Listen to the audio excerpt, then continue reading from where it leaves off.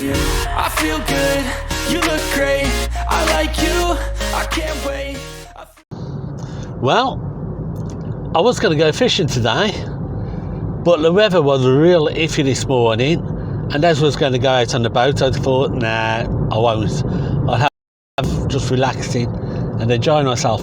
But I've actually spent most of the morning and a good part of the afternoon going around the car showrooms looking for a new car. Private hire operator's license is due any day now. Once I got that, I can start taking airport bookings, and so I'm looking for something quite nice. It definitely needs to be in the comfort range for Uber. I've heard that Uber is coming to Cardiff for Wales soon, and that will be closely followed by Uber Comfort. So the car I get is going to have to be an Uber Comfort, which means the Toyota Corolla is not good enough. It's a comfort car. So I've been on the websites, just looking around at the various rent-to-buys, and Otto Cars have a second-hand Ioniq 5s. Now those are very nice cars, and these are Ioniq 5 premiums. They're only available in London at the moment. I can go on through Taxi Rentals.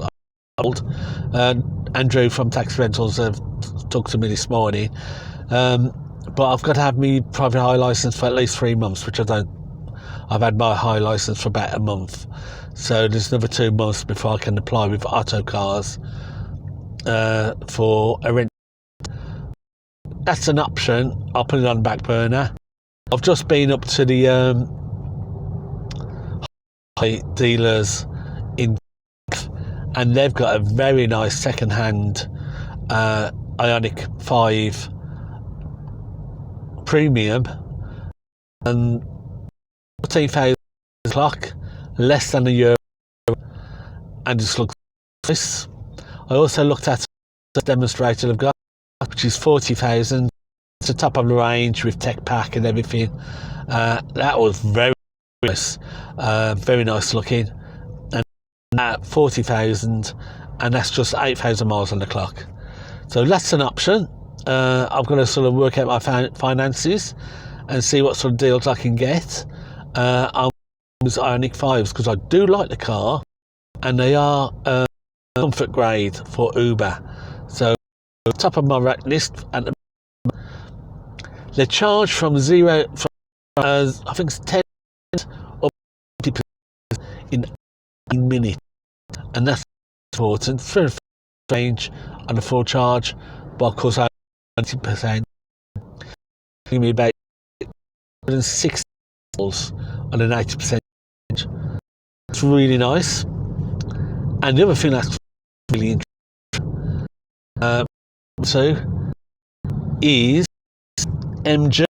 I've been down the MG to there. I'm back to you after I got through this traffic. There's a place that looks like an accident. Let's get through that, and I'll. Okay, so I got through that, and as I was saying, MG. Here's a bit of news for you. I've just been at MG dealers. I was having the MG5. We all know the MG for airport transfer, and it's a comfort car. So but it's only electric, and with the mileage I do, particularly with the airport ones, as I said before, it's not really full, especially on 90% charge. Now I did go down and have a look at the MG SUV, which has a hybrid, but it's a plug-in hybrid, so it's no good at all. But I was talking to the dealer, and heads up on this, it might be useful to know for some of you. MG3, no good at all for taxiing, and the MG SUV, which I think is the HS, is going to be available as a mild hybrid towards the end of next year. Now, if only they could do the MG5 as a mild hybrid or a self-charging hybrid, that would be perfect for my needs. But it's only going to be the SUV. Slightly small boot, but it's doable, especially if it's going to be a mild hybrid. I mean, that would just be perfect. But here's a heads up to MG. Now that you can't get the Prius anymore in the UK, do an MG hybrid, and I guarantee you that will be the car of choice for private hire drivers, and you will sell loads of those. But that's the MG. Not really up to it at the moment. So what else am I looking at? So the main thing I'm looking for is good boot capacity and a comfort level trim, and preferably a mild hybrid or a self-charging hybrid.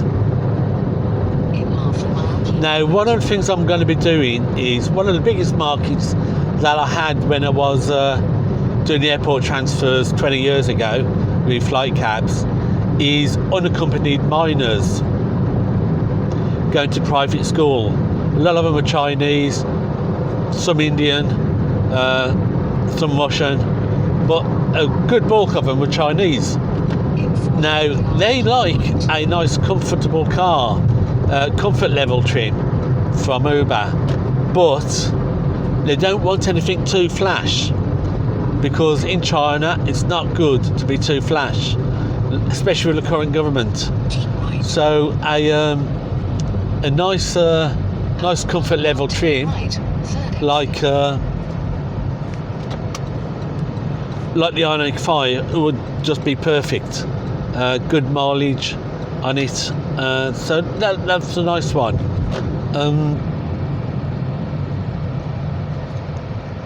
Also for airport transfers, port transfers, I've had a good few contracts with cruise companies or cruise tour operators to do trips down to mainly Southampton, but also out to Harwich.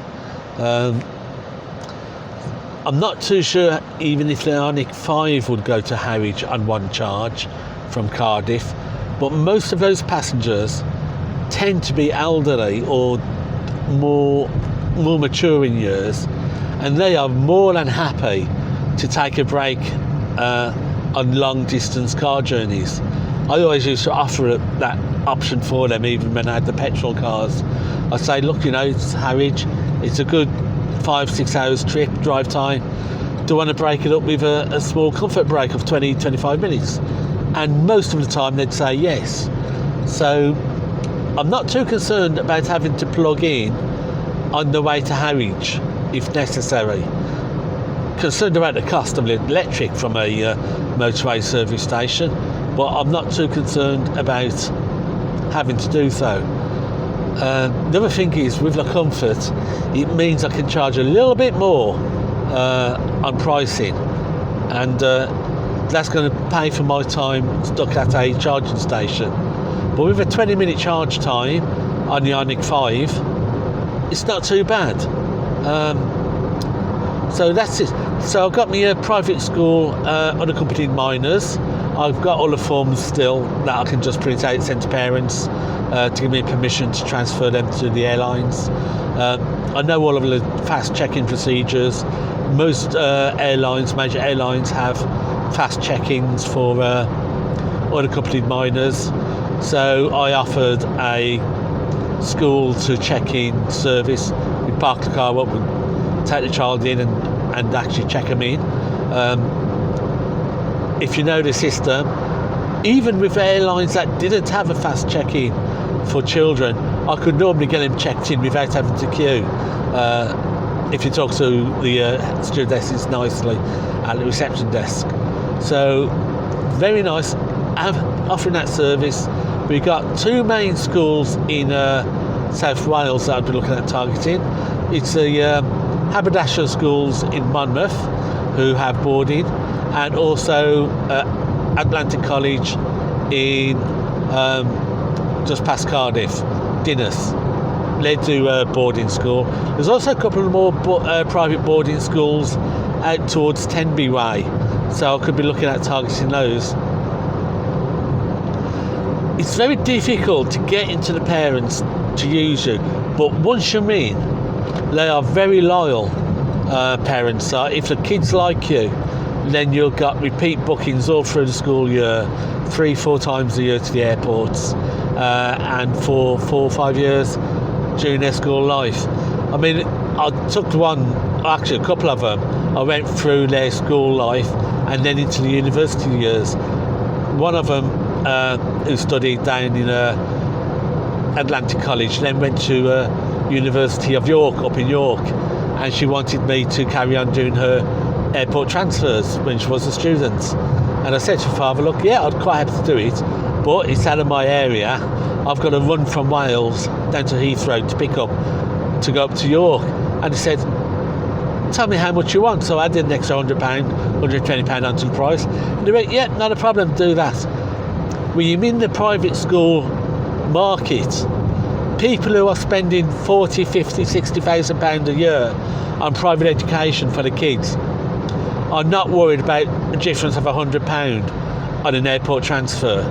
They just want their kids taken safely, and they want their kids feeling good and happy and relaxed when they get transferred. They want to know the taxi driver is going to be there at the airport for them and isn't going to disappear off because the plane's been delayed.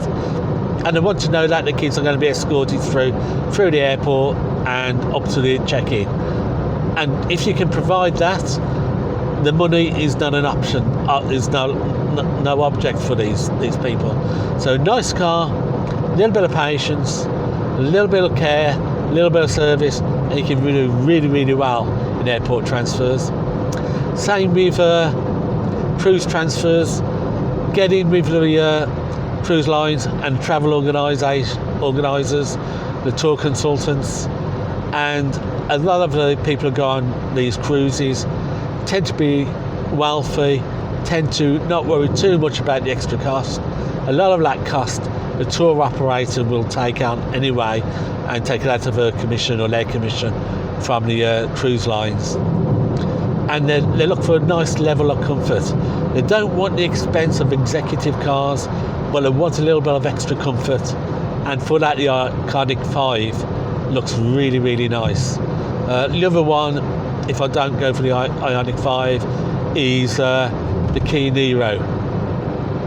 But I don't know what it is, and the Kia Niro doesn't have the same sort of styling as that Ioniq 5. It looks nice, the Ioniq 5 does.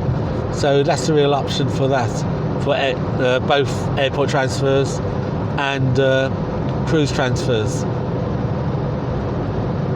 But I do wish that MG was a mild hybrid, because they are nice looking cars. So that's what I've been doing today on my day off. The sun's come out, so I might actually shoot out tonight and do a bit of fishing. I've just been going out looking at cars for my next Uber car. The one thing I've noticed though, which is really disappointing, is there's really no standout car. The last time I bought a car for airport transfers was 15 years ago, maybe a bit more. And I bought a top-of-the-range Kia Sedona, and that was a beautiful car. Electric side doors, individual leather-covered seats, DVD player, just a perfect car for airport transfers. You could seat 6, and it still had plenty of room for baggage. You could put 6 suitcases in, no problem.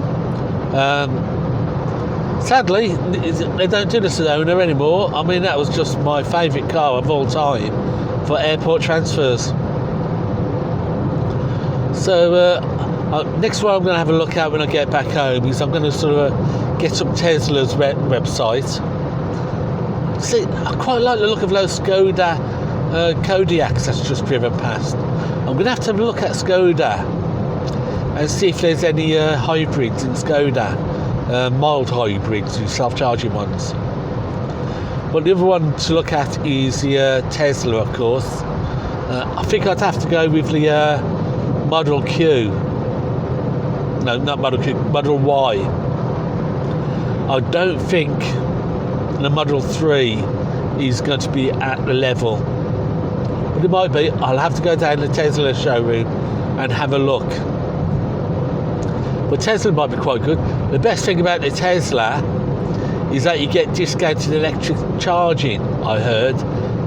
Currently, Tesla, I believe, are charging 45p a kilowatt hour at their rapid charge points, whereas most other charge points, you're looking at about 85p a kilowatt hour, which just wipes out your profit, which is why the mild hybrid is what I want to look at, if possible.